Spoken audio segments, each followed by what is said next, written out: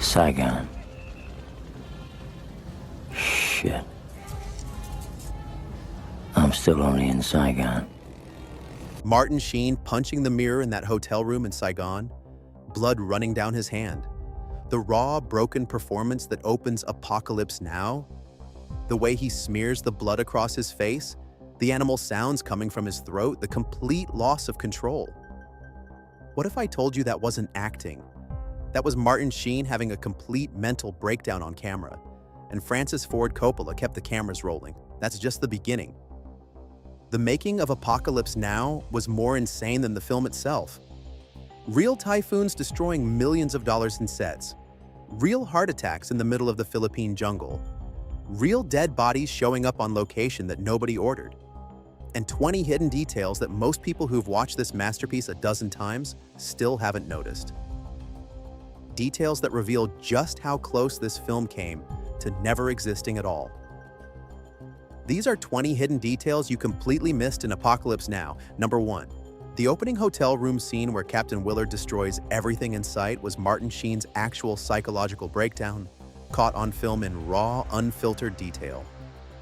Sheen had been drinking heavily the night before, spiraling into depression about being separated from his family for months in the Philippine jungle, isolated from everything he knew and loved. Coppola told him to improvise, to just let whatever he was feeling come out on camera. The mirror punch was completely unscripted, a spontaneous act of violence against his own reflection. Sheen saw his reflection, and something deep inside him snapped. The blood you see streaming down his hand is real. He cut his hand badly on the broken glass shards, deep enough to need stitches later. Instead of stopping and calling for medical help, he smeared his blood across his face and chest and kept going, stumbling around the hotel room like a wounded animal trapped in a cage.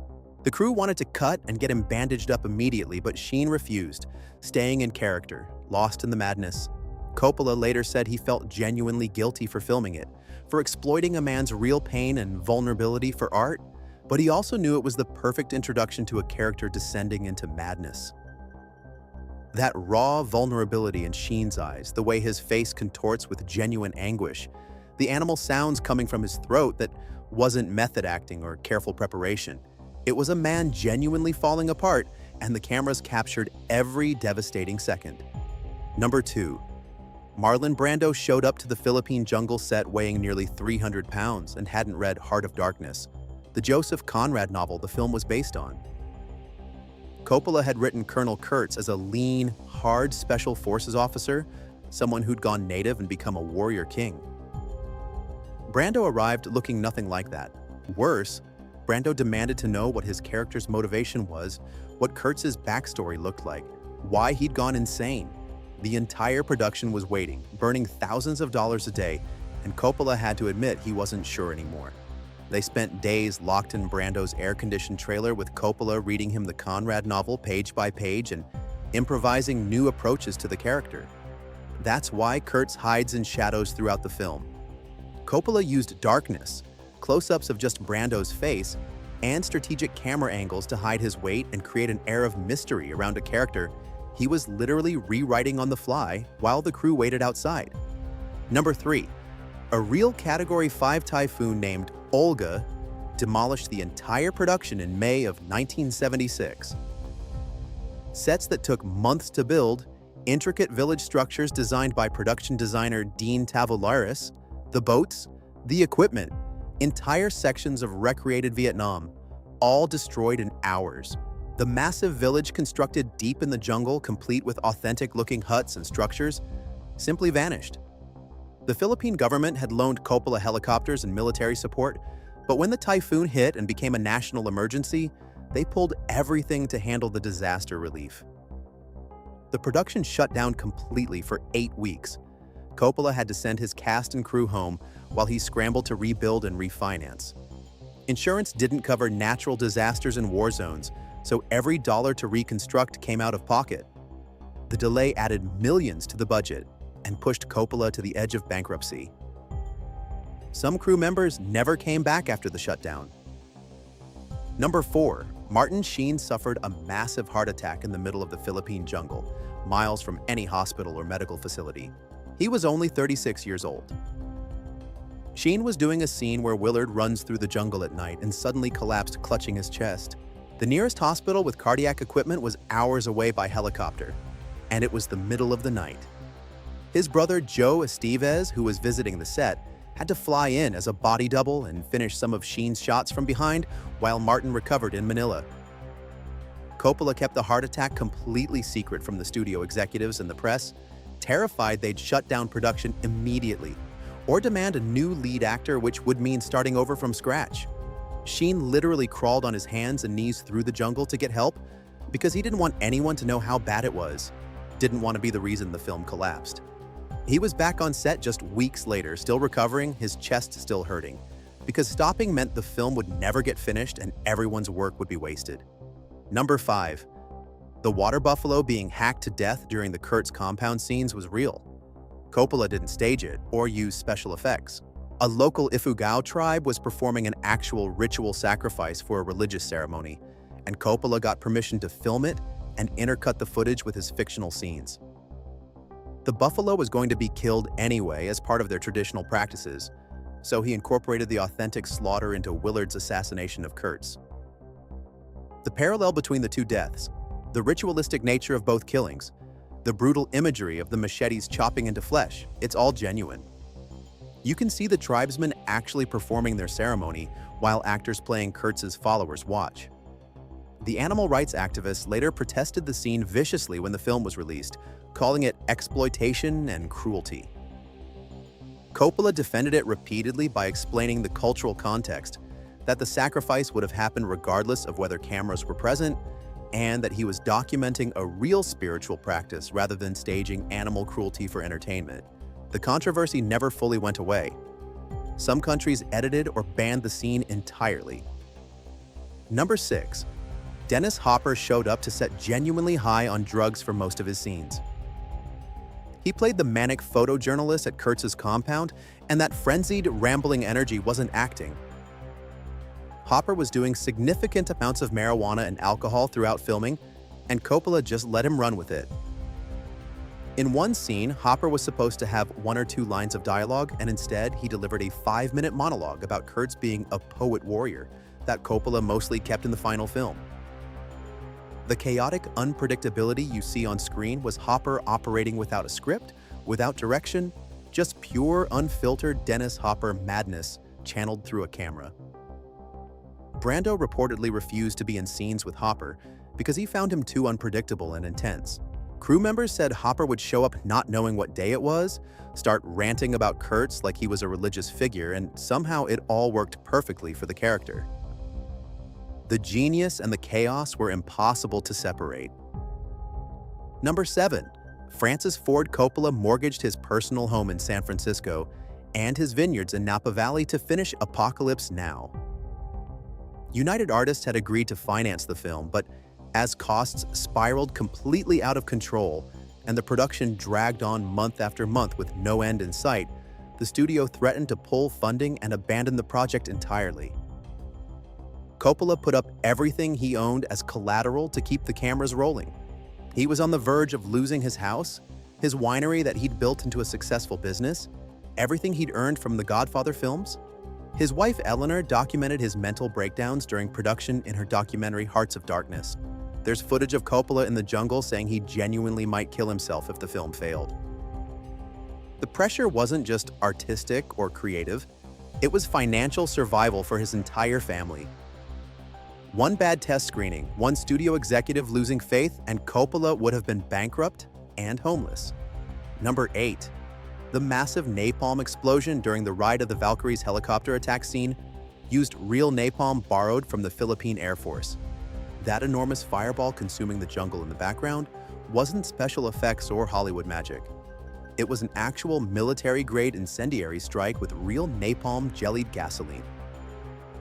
Coppola wanted it to look absolutely authentic, so he coordinated with the Philippine military to conduct a real airstrike that he could film with multiple cameras. The explosions were so massive and the heat so intense that it warped the camera lenses and singed the eyebrows of crew members standing hundreds of feet away.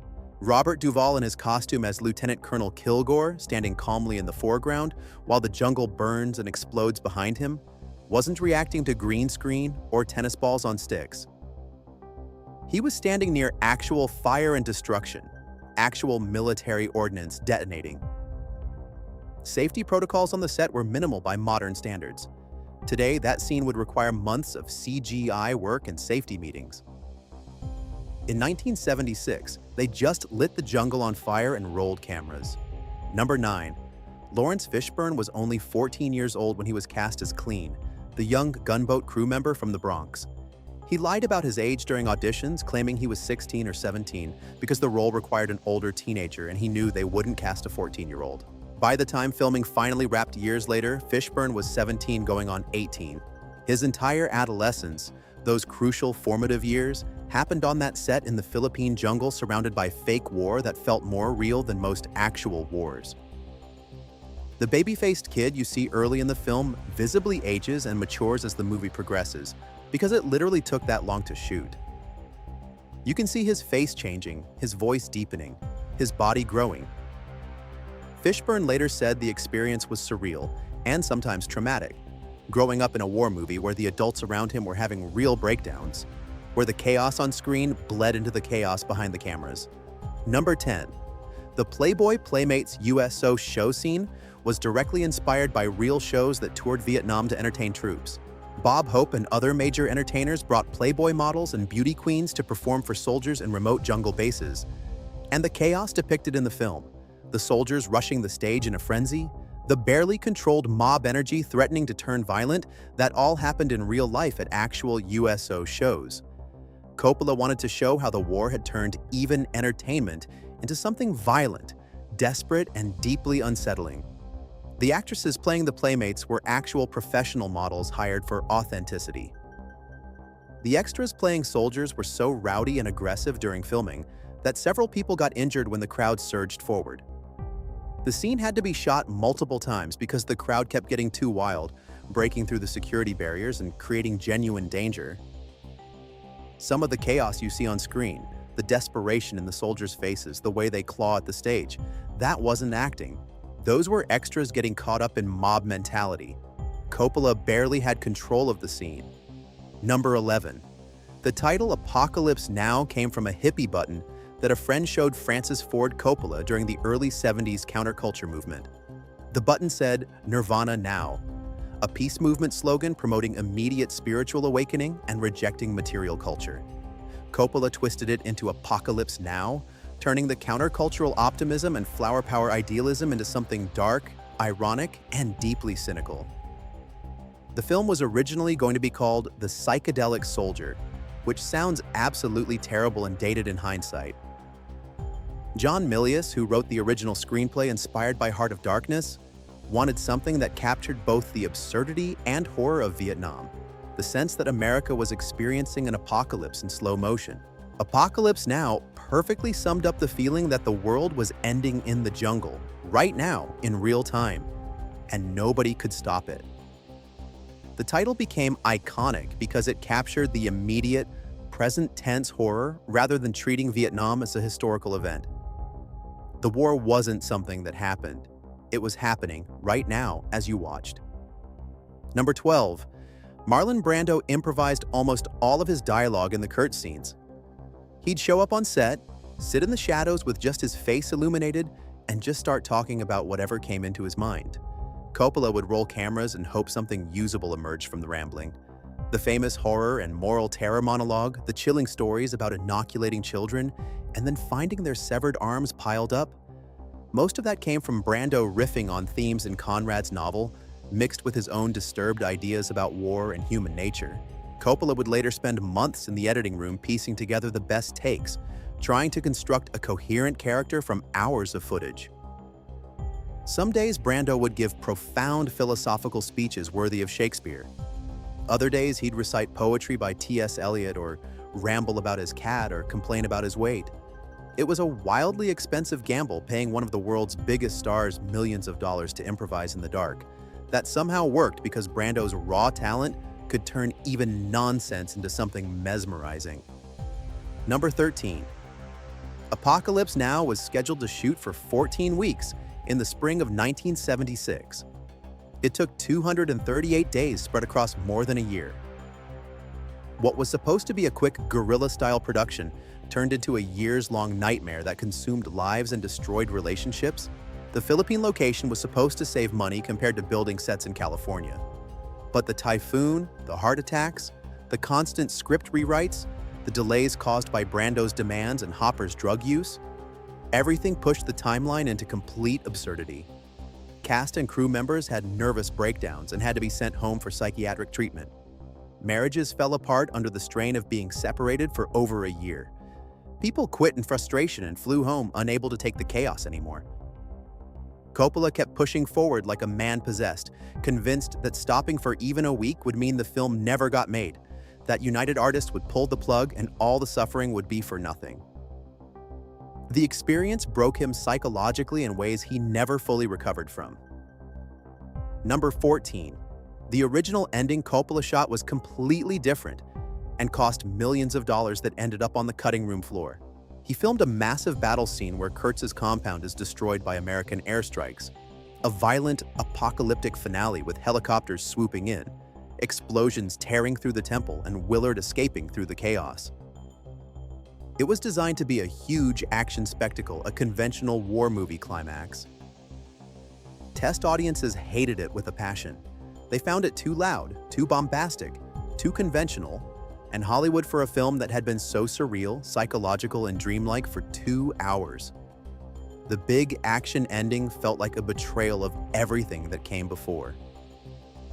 Coppola made the brutal decision to cut the entire expensive sequence and replace it with the quiet, ambiguous ending where Willard kills Kurtz in the shadows, the screen fades to black, and we're left with uncertainty about what it all meant.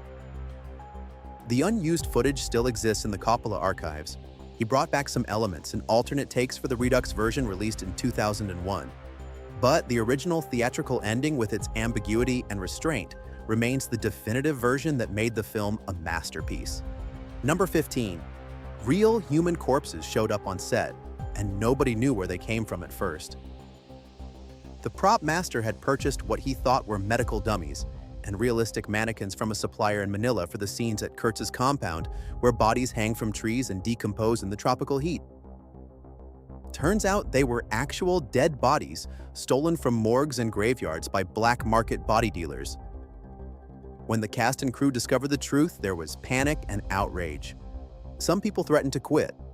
Production had to halt while local authorities investigated where the bodies came from and who was responsible. The scandal threatened to shut down the entire film and potentially result in criminal charges. Coppola had to work directly with local police to return the bodies to their families and ensure everything was handled properly. The macabre discovery added to the already dark atmosphere surrounding the production. Some crew members said the jungle set felt cursed after that. Number 16. The Doppler effect you hear in the helicopter scene during the opening credits is completely authentic, not sound design trickery or studio manipulation. Those are real Huey helicopters, the iconic Vietnam War workhorses, flying past the camera at high speed through the jungle, and the sound shifting and warping as they pass is the actual acoustic phenomenon captured on location. Coppola used genuine Vietnam-era military helicopters loaned by the Philippine Air Force to the production. The pilots were Filipino military personnel who'd been trained to fly American equipment during joint operations. The sound designer Walter Murch, who revolutionized film sound with this movie, layered the authentic helicopter audio with synthesizers, found sounds, and electronic music to create the film's iconic psychedelic opening sequence. But the base layer, the foundation of those haunting sounds, is real rotors cutting through humid jungle air, real turbine engines screaming, real mechanical violence. That opening sequence set a new standard for sound design in cinema, and it all started with authentic field recordings. Number 17. Harvey Keitel was originally cast as Captain Willard and shot footage for several weeks before Coppola fired him and started over. Keitel's approach to the character was too overtly dark and intense from the very first scene.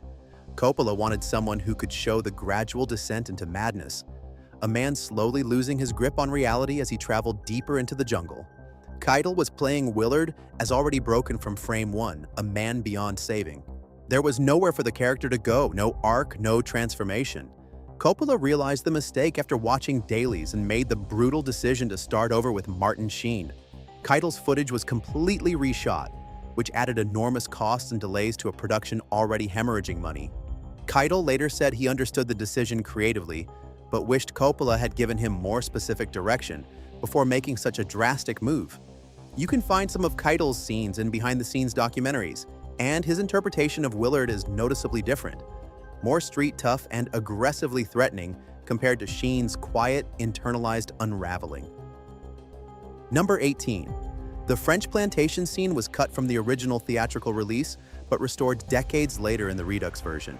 It's a long, dialogue-heavy sequence where Willard and his crew stop at a French colonial plantation that's somehow still operating in the middle of the Vietnam War, an anachronistic remnant of France's colonial past. The scene provides crucial historical context about French colonialism in Vietnam, how France's failed war in Indochina set the stage for America's disaster, and why the United States inherited a mess they didn't fully understand. Coppola cut it because test audiences in 1979 found it slow, confusing, and a momentum killer. The pacing ground to a halt. People got restless. When he released the Redux extended cut in 2001 with 49 additional minutes of footage, he put the plantation sequence back in, and critics were sharply divided. Some loved the added historical depth and complexity. Others, including many die-hard fans, still thought it killed the film's hypnotic forward momentum and turned a masterpiece into something bloated. The scene remains the most controversial addition to the extended cut. Number 19. Robert Duvall's iconic line, "I love the smell of napalm in the morning," was partially improvised on set. The original script had something similar about the smell of napalm, but Duvall added the conversational, almost nostalgic tone and delivery that made it unforgettable. He also ad-libbed the "smells like victory" ending, and the wistful way he says it while staring at the burning jungle. Duvall understood that Kilgore wasn't supposed to be a villain or a monster. He was a true believer, a man who genuinely loved war the way some people love sailing or painting, someone who couldn't imagine life without combat and chaos. That strange combination of Southern charm and complete psychopathy in his performance came from Duvall's instinct to play Kilgore as someone who'd be fun to have a beer with and swap stories, right before he casually orders the destruction of an entire village so his men can go surfing. The line became one of the most quoted in cinema history and defined the character's bizarre blend of warmth and horror. Number 20. Apocalypse. Now's final budget reached $31 million, a staggering $13 million over the original estimate and budget approval. To put that in perspective, Star Wars, which came out 2 years earlier and revolutionized special effects, cost only $11 million total. Coppola's film cost nearly 3 times as much as the biggest science fiction movie ever made, and it had no special effects beyond practical explosions and real helicopters. Every single dollar went into the insane logistics of shooting in a remote jungle location with military equipment, a massive international cast and crew, and constant disasters that kept destroying sets and delaying production. The financial risk was so enormous and terrifying that Coppola's entire career would have ended instantly if the film flopped at the box office. He'd be bankrupt, homeless, and blacklisted. When it finally premiered at the Cannes Film Festival in May 1979, Coppola was physically shaking with anxiety. It won the Palme d'Or, the festival's top prize, and critics called it a flawed masterpiece. The box office was strong enough barely to save Coppola from financial ruin, but just barely. He never fully recovered from the experience psychologically or financially, so there you have it. 20 hidden details that turned Apocalypse Now from a war film into a legendary nightmare of filmmaking. Real breakdowns caught on camera, real heart attacks in the jungle, real dead bodies that nobody ordered, a director who mortgaged everything he owned, his home, his vineyard, his entire future, and nearly lost his mind bringing this vision to life. A production that became its own kind of war, where the line between the movie and reality blurred until nobody could tell them apart anymore. This wasn't just a film, it was a collective madness that somehow resulted in art. If you made it this far, you're not just a casual movie fan. You're someone who appreciates the insanity behind the art, who understands that sometimes the greatest films come from the edge of complete disaster. Hit subscribe and I'll break down more films where the production was just as wild as what ended up on screen, where the behind-the-scenes story is almost more compelling than the finished product.